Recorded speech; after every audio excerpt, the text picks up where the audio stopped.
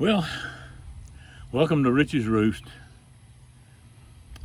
It's kind of a blustery afternoon at Richie's Roost in Shaco, Mississippi. We may have to kind of shut this thing down and run ahead of the rain.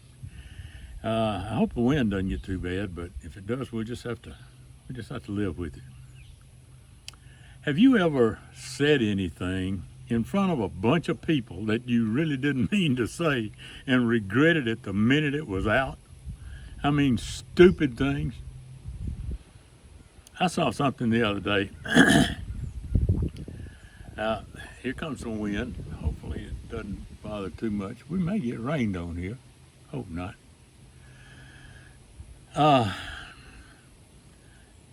People like to pick on lawyers. I do, I guess, as much as anybody else does, but they're not the only ones that really kind of make a few oral mistakes sometimes, or maybe give the impression that they really haven't been through law school. Now, I ran across some things the other day. You may have seen it. If you didn't, maybe this will jar your memory, but they're tales from a book called Disorder in the Courts. And they're things that people actually said in court, word for word, and taken down and published by court reporters who had the torment, I guess, of staying calm while the exchanges were taking place. Now, before we get into the court things, let me tell you a little story about one of my mishaps. When I was with IBM, we had a very large computer system bid going on with the state of Mississippi. I was the lead salesman on the account, and we're talking about a very big system. This is back in the early 70s, and it was a multi-million dollar deal. You know, back in those days, $1 million was a lot of money.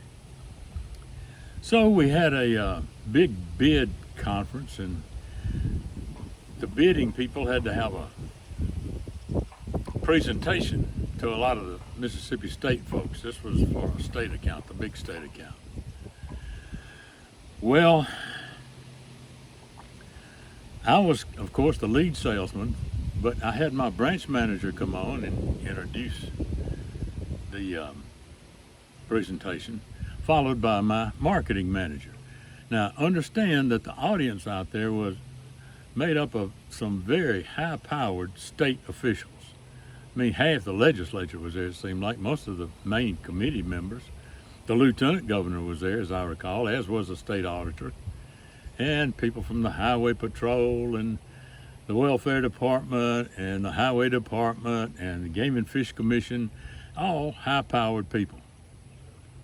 And once these introductions were made and it was my turn, I stepped up in my IBM uniform, which was a three-piece dark suit, white shirt, striped tie, and was ready to wow the audience, especially with my knowledge, capability.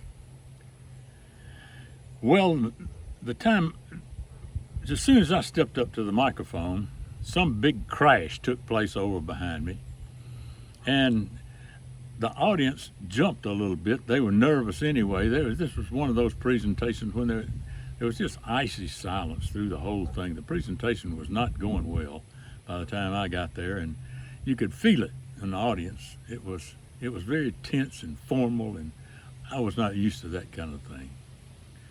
So when I got ready to talk, the big crash started behind me, and I thought of something right quick to let them know that I was informed. And what came to mind was a statement in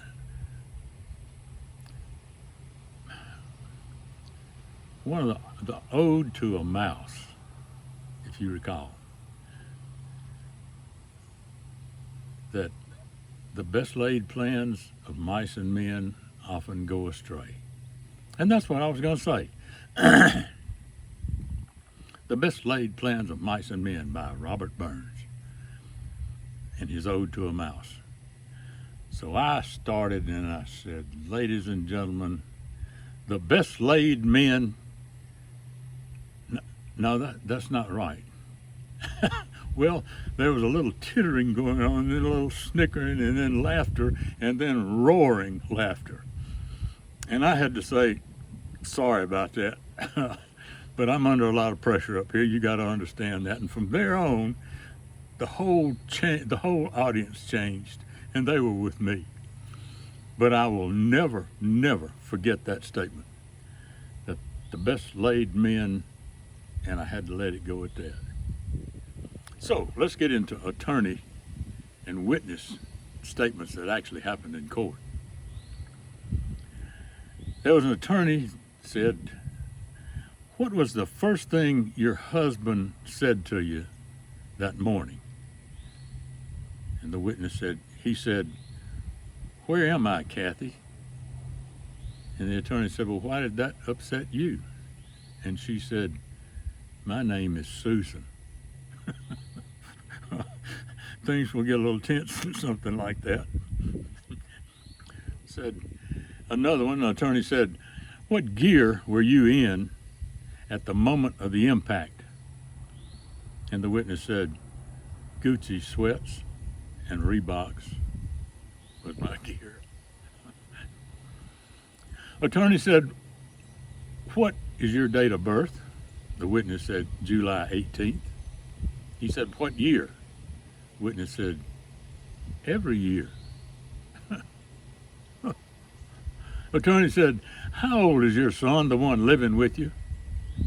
The witness said, 38 or 35, I can't remember which. Attorney said, "How long has he lived with you?" And the witness looked him in the eye and said, 45 years. Attorney said, this disease that you have, does it affect your memory at all? The witness said, "Yes." He said, "And in what ways does it affect your memory?" The witness said, "I forget." The attorney said, "You forget? Can you give us an example of something you forgot?" The attorney said, "Now, doctor, isn't it true that when a person dies in his sleep, he doesn't know about it until the next morning?" And the doctor said, "Did you actually pass the exam?" The bar exam. Well, the attorney said, "The youngest son, the 20-year-old, how old is he?" The witness said, "He's 20, much like your IQ." The attorney said, "Were you present when your picture was taken?" And the witness said, "Are you kidding me?" Except he didn't use kidding. It was something sort of like that. Attorney said, "So the date of conception of the baby was August the 8th? The witness said, "Yes." The attorney said, "And what were you doing at the time?" And no, I'm going to leave that one alone. You can figure that one out. Actually happened in a courtroom, though. Attorney said, "She had 3 children, right?" The witness said, "Yes." He said, "How many were boys?" The witness said, "None." And the attorney said, "Well, were there any girls?" And the witness said, "Your Honor, I think I need a different attorney. Can I get a new attorney?" I don't blame him. The attorney said, "How was your first marriage terminated?" The witness said, "By death." The attorney said, "And by whose death was it terminated?" And the witness said, "Take a guess." The attorney said, "Can you describe the individual?" Witness said, "Yes, he was about medium height, and he had a big full beard." The attorney said, "Well, was this a male or a female?" The witness said, "Unless the circus was in town, I'm going with male." The attorney said, "Is your appearance here this morning pursuant to a deposition in which I sent to your attorney? The witness said, no, this is how I dress when I go to work. Well, the attorney said, doctor, how many of your autopsies have you performed on dead people? The witness said, all of them. The live ones tend to put up too much of a fight.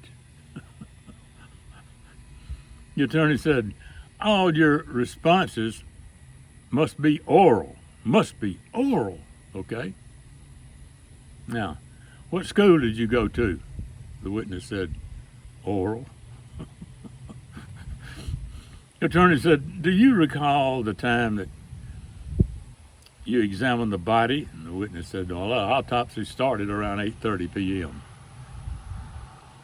The attorney said, well, and Mr. Denton was dead at the time? The witness said, well, if not, he was by the time I finished. The attorney said, are you qualified to give a urine sample? The witness said, are you qualified to ask that question? And the last one was my favorite. I hope I don't mess this up. The attorney said, doctor, before you performed the autopsy, did you check for a pulse? The doctor said, no. He said, well, did you check for blood pressure? The doctor said, no. He said, well, did you check for breathing? The doctor said, no. The attorney said, so then is it possible that the patient was alive when you began the autopsy? The doctor said, no. The attorney said, well, how can you be so sure, doctor? The doctor said, because his brain was sitting on my desk in a jar. And the attorney said, I see, but could that patient, have still been alive nevertheless?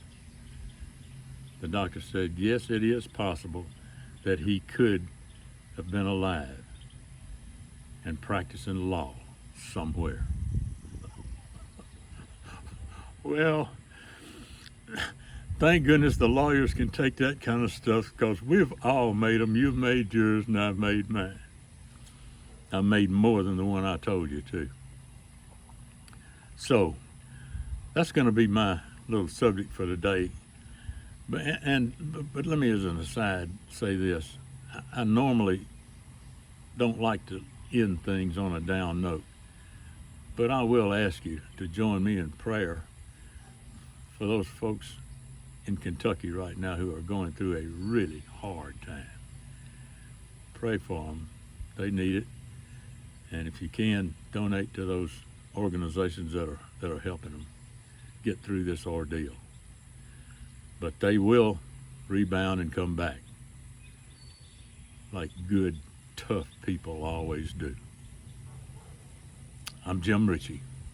I'll see you again next time.